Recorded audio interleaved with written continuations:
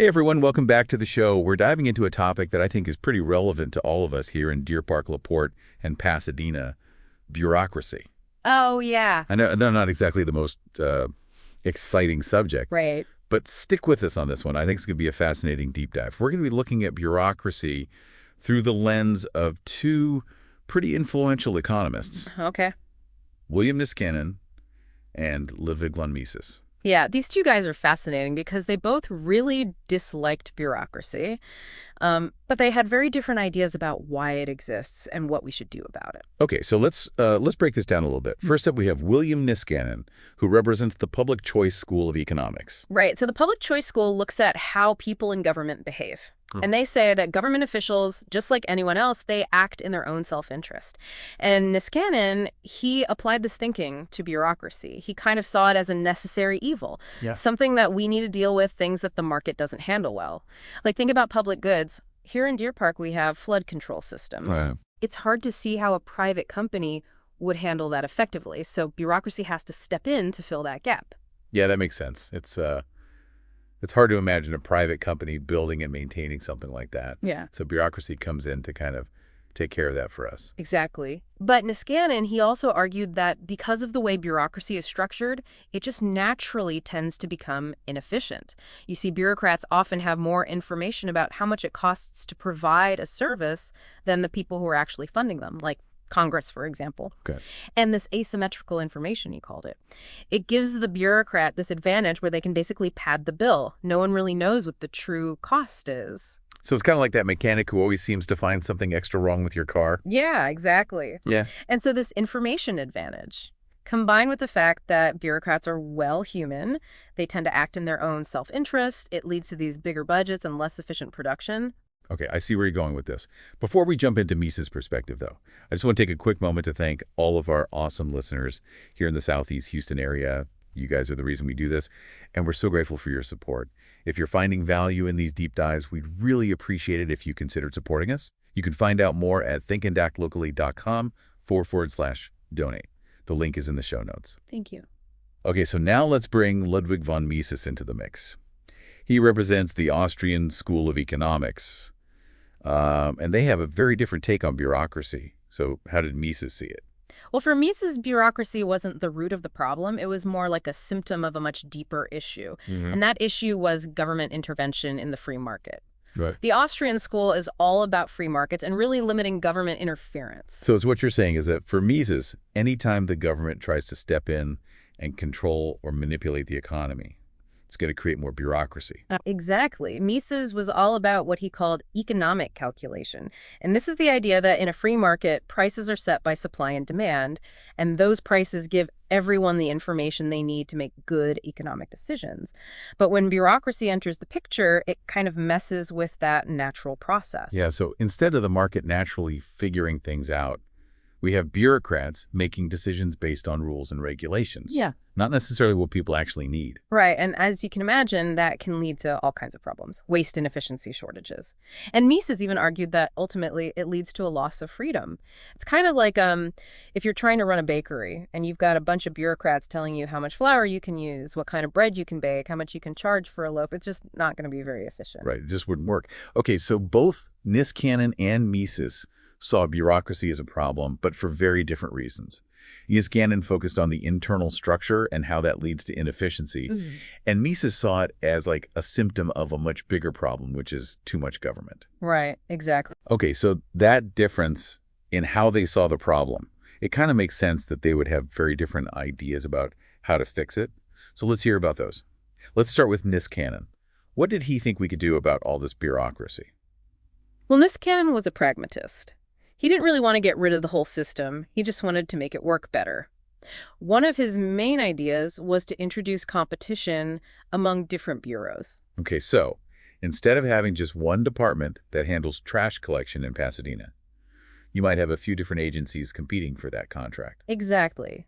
The idea is that competition would force bureaus to become more efficient, more responsive to what people actually want. Right, so they'd actually have to try to win over their customers. Yeah, in a way, the citizens become their customers. That's interesting. He also thought that we could try to change the incentives for bureaucrats. So instead of just giving them a bigger budget every year, maybe reward them for coming in under budget or finding ways to improve services. Oh, okay, so like giving them bonuses for being more efficient. Exactly. I like that.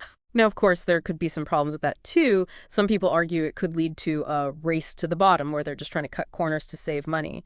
Or it might be hard to actually measure performance in a fair way. Yeah, that makes sense. So competition, better incentives, that was Niskanen's approach. What about Mises? Did he have a completely different solution? Oh, yeah, he did. Remember, he saw bureaucracy as being caused by government intervention. So his solution was much more drastic. He said we need to reduce the role of government in the economy way, way down. Wow. Okay, so if we're talking about Deer Park, that would mean things like getting rid of zoning regulations, letting businesses operate more freely, maybe even privatizing some city services. You got it. He believed that if we could restore free market principles, then the economy would naturally become more efficient, and people would be more prosperous. Okay, so two very different approaches. Niskanen trying to fix the system from within, and Mises saying we need a much smaller government.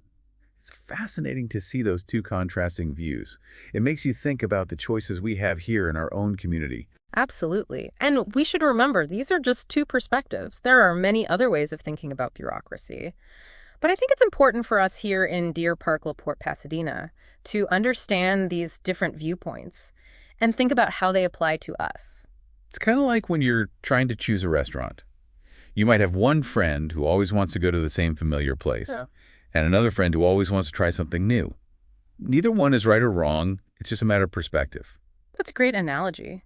And just like choosing a restaurant, when it comes to bureaucracy, there's no one-size-fits-all solution. Right. It's going to depend on the specific situation, the values of the community, and whether people are willing to get involved and make their voices heard. Exactly. So what does all this mean for us here in Southeast Houston? Do we try to make the current system work better, like Niskanen suggested? Or do we go for Mises' idea of a much smaller role for government? That is the question, isn't it? There's no easy answer.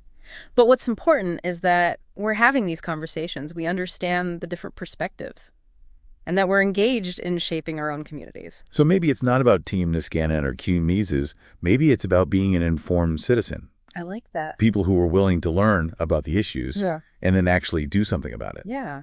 Team-informed citizenry. All right, so we've explored these two very different views on bureaucracy. But I'm still left wondering, what can we as individuals actually do about it? I mean, these are big, complicated issues. How can we possibly make a difference at the local level? Okay, so we've talked about Niskanen's ideas about how to make the system better from the inside, and then Mises' argument that we really need to shrink the role of government.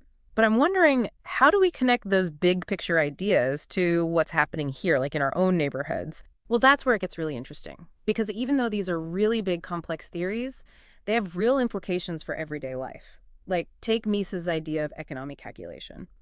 He said that in a free market, prices give us this crucial information that helps coordinate all the economic activity. Right, those price signals tell us what people want, what's in short supply, how much things should cost. Exactly. But when the government gets involved in the market, through things like price controls or subsidies or a lot of regulation, it kind of messes up those price signals, and that can lead to a lot of unexpected problems. So if Mises is right, then even something as simple as choosing to shop at a local bakery, like one that sets its own prices instead of a big chain store that might be getting government help. That could be like a small way of supporting a freer market. Absolutely. And all those small actions, when enough people do them, they can really add up and have an impact.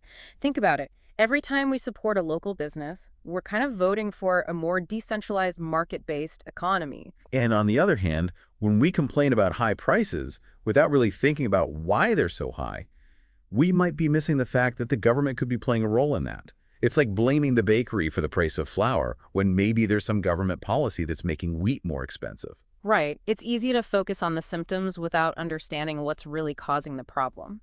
So as engaged citizens, what can we do to make sure we're asking the right questions and pushing for policies that support a healthy local economy?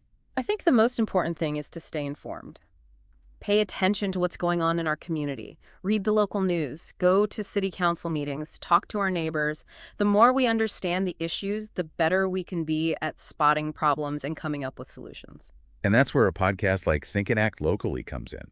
We're trying to give you the information you need to make a difference here in Deer Park, LaPorte, and Pasadena. That's right. It's all about giving people the tools to understand local issues and then get involved in shaping their communities. And speaking of getting involved, one of the most important things we can do is support organizations that are working to make the local economy stronger. Absolutely. Whether it's a business group or a think tank or a group that's fighting against too much regulation, there are all kinds of ways to get involved and make a difference. I think it's important to remember that change doesn't happen overnight.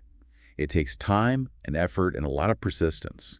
But if we work together and use our knowledge and our passion and our commitment to our communities, we can make things better for ourselves and for future generations. That's what Think and Act Locally is all about, helping people make a difference one step at a time. So the next time you have to make a decision, whether it's where to go shopping or who to vote for or how to get involved in your community, remember what we've been talking about today. Think about the role of bureaucracy, the importance of a free market, and the power that each of us has to make a difference. And remember, you don't have to be an economist to make a difference. Just bring your curiosity, your passion, and your willingness to learn. And together we can make our communities more prosperous and vibrant. This has been The Deep Dive. We'll see you next time for another deep dive into the ideas that shape our world. And remember, think and act locally.